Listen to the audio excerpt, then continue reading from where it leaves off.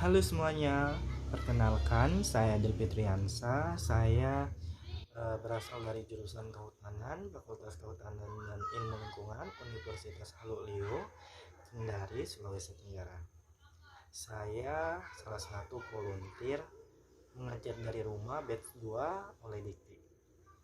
Jadi saya ingin bersedikit cerita pengalaman saya saat tergabung di program mengajar dari rumah batch 2 oleh Dikti ini. Saya akan bercerita tentang pada saat proses pendaftaran, kemudian pada proses pendekatan pada saat mau mengajar, kemudian proses pengajaran, dan kemudian proses pasca pengajaran. Jadi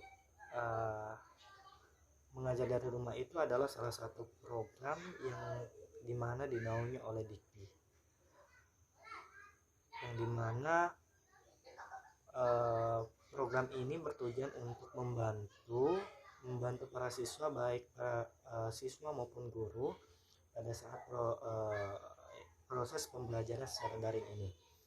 Kita ketahui bahwa proses secara daring ini sangat melelahkan dan menyusahkan baik guru, siswa maupun mahasiswa dan dosen. Kenapa saya bilang begitu? Kita lahir dari tidak semuanya kaya, tidak semuanya mengerti tentang alat komunikasi, sosial media, dan teknologi yang sangat mungkin cukup dikatakan tidak pernah digunakan oleh dalam tanda kutip orang miskin dan orang-orang berada di pedalaman. Mungkin kalau dikatakan orang yang kaya cukup aman-aman saja, tapi bagaimana mereka orang tuanya pemulung, orang tuanya pengamen dan penjual asongan, yang anaknya membutuhkan dalam tanda kutip untuk mengikuti proses pembelajaran secara daring ini. Jadi mengajar dari rumah ini adalah yang ditunjukkan oleh mahasiswa, baik itu mahasiswa bidik misi maupun non bidik misi, yang dimana untuk ditujukan membantu para siswa dan siswi yang kesulitan pada saat proses pembelajaran secara daring ini. Jadi kenapa saya tertarik ingin ikut mendaftar dan ingin ikut menjadi bagian dari program ini, karena saya ingin sekali membantu orang yang dimana orang-orang itu sangat kesusahan, sangat-sangat membutuhkan bantuan kita, yang dimana saya sebagai mahasiswa tentunya harus ikut andil dalam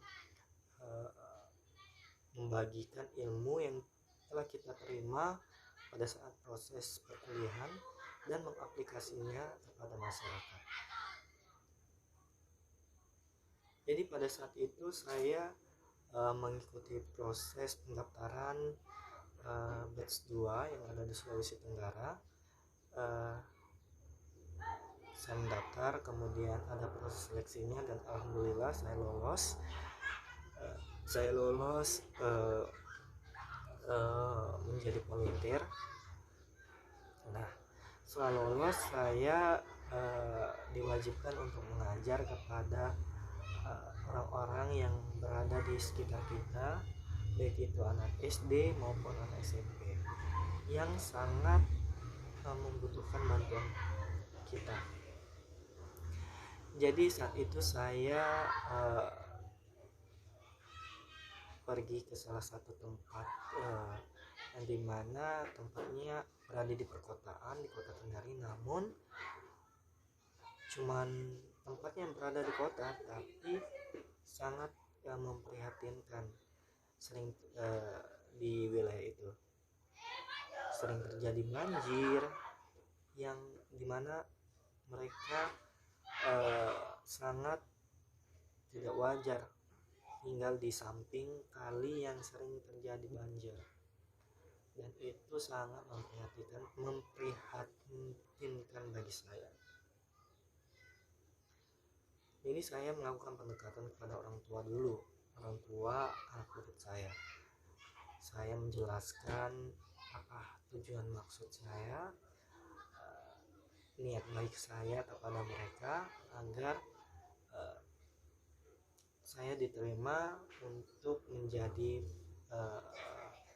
kakak mengajar atau guru yang membantu anak-anak mereka pada saat khususnya dalam belajar secara daring maupun mereka mempunyai tugas yang tidak mengerti.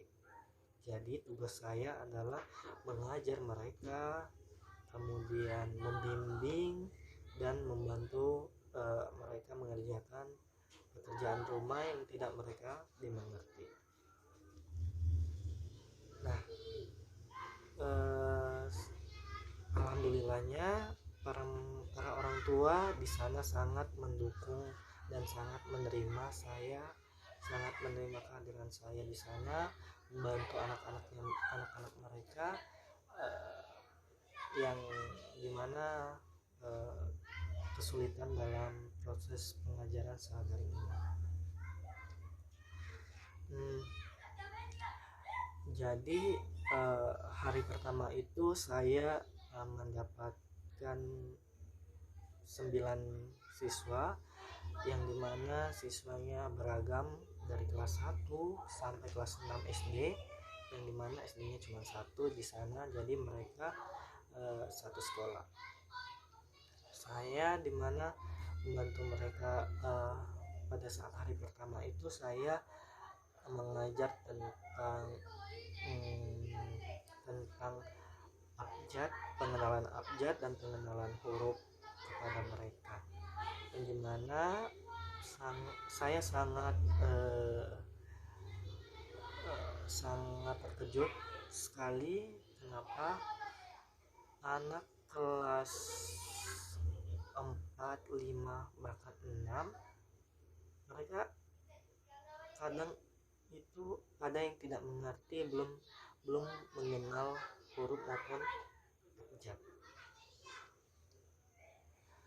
Huruf dan abjad mereka cuman tahu pada saat saya menyebutkan, tapi pada saat saya proses mereka menyebutkan sendiri, tapi mereka tidak tahu, dan itu sangat membuat hati saya sedih. Kenapa kelas 4 SD belum tahu menulis namanya sendiri, menulis kata-kata yang sangat sederhana itu pun mereka belum tahu. Jadi tantangan terbesar saya pada saat itu adalah bagaimana saya bisa membuat mereka bisa pertama itu menulis nama mereka sendiri dengan baik dan benar. Itu adalah tugas utama saya. Jika mereka tahu menulis nama mereka, maka saya akan melanjutkan membantu mereka pada saat pelajaran-pelajaran yang lainnya. Nah, saya mengajar itu 1 minggu itu 3 kali, pada hari Selasa, Kamis, dan Minggu itu rutin saya lakukan pada pukul asar waktu Indonesia Tengah. Selesainya itu sebelum sholat maghrib kita selesaikan kelasnya kita. Jadi setelah hari pertama itu saya mengajar hari Selasa, dan hari kedua saya mengajar pada hari Kamis. Saya tetap membawa materi dan membantu mereka pada saat menulis, mengenal angka dan huruf, Itu saja yang saya lakukan.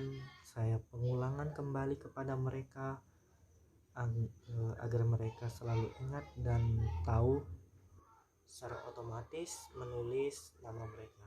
Dan alhamdulillah pada hari kedua itu ada beberapa siswa yang sudah tahu menulis nama mereka sendiri. Itu membuat saya sangat senang sekali kepada diri saya sendiri, karena saya berhasil membuat mereka bisa menulis nama mereka sendiri. Nah, lupa saya membawa materi itu dengan cara membawa mereka belajar sambil bermain. Setelah seperti tepuk-tepukan, saya harus membuat mereka nyaman dengan kelas saya, agar mereka itu tidak terpaksa mengikuti kelas ini. Dan saya sangat senang sekali pada hari ketiga mereka pada saat saya datang di tempat mereka sangat antusias dan menunggu kehadiran saya, menunggu saya untuk mengajar kayak gitu. Jadi mereka sudah menunggu saya di tempat itu untuk mengikuti proses belajar pengajaran saya. Di hari Minggu saya hari fun, jadi saya membawa materi tentang mewarnai, yang dimana saya telah membawa bahan abstraknya, yang dimana seperti buah-buahan, seperti orang, rumah, yang dimana agar mereka terlatih untuk mewarnai secara kreatif dan mengenal warna. Dan mereka sangat senang dengan proses pembelajaran yang saya berikan. Jadi hari Selasa dengan hari Kamis itu saya bawa materi, baik itu materi pelajaran, dan hari Minggu itu hari fun, baik itu kita lakukan mewarnai, menggambar, main senam, dan bermain bersama. Dan itu rutin saya lakukan beberapa bulan lalu setelah saya bergabung di mengajar dari Rumah Bes 2 ini. Dan saya masih berlanjut walaupun program ini sudah ditutup. Saya tetap berlanjut membantu adik-adik. Saya tetap datang kepada mereka, dan mereka juga masih menerima saya, masih sangat senang belajar pada saya. Saya sangat senang sekali kepada mereka. Mereka sangat senang kepada saya, sangat antusias pada saat mengikuti proses pembelajaran yang saya berikan. Jadi beberapa bulan saya mengajar, mereka sudah dari tidak tahu menulis nama sudah tahu menulis nama mereka sendiri. Dari mereka tidak tahu 1+1, 1+2, mereka sudah tahu kalistung, penambahan, pengurangan, pembagian maupun perkalian. Dan itu sangat penting bagi mereka untuk mengetahui itu.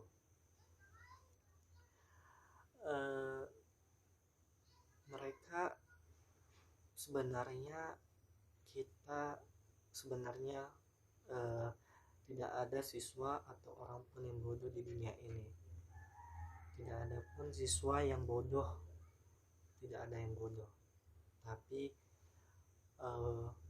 siswa itu tidak mendapatkan guru yang tepat untuk mengajar mereka. Jadi saran saya,